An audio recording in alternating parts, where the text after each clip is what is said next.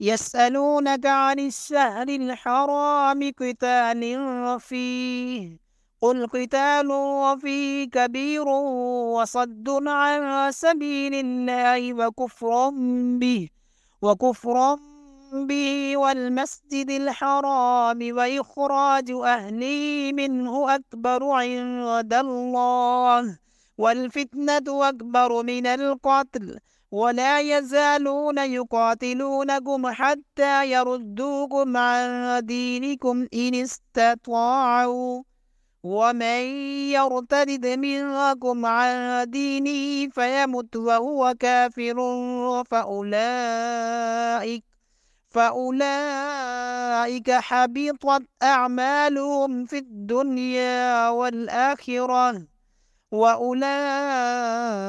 أصحاب النار هم فيها خالدون.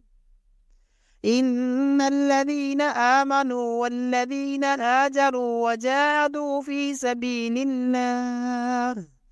إن الذين آمنوا والذين هاجروا وجاهدوا في سبيل الله أولئك يرجون رحمة الله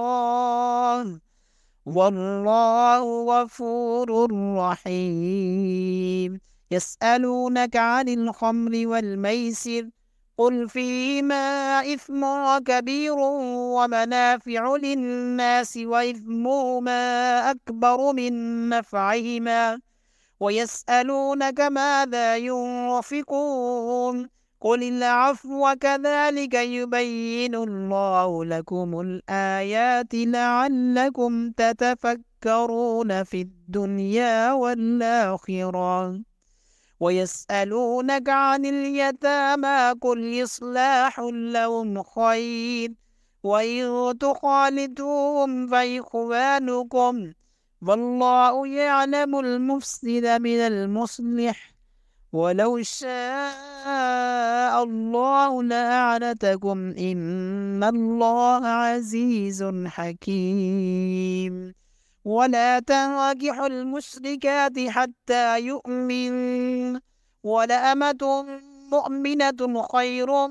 من مشركة ولو أعجبتكم ولا تنكحوا المشركين حتى يؤمنوا ولعبد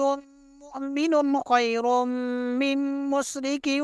ولو أعجبكم أولئك يدعون إلى النار والله يدعو إلى الجنة والمغفرة بإذنه ويبين آياته للناس لعلهم يتذكرون.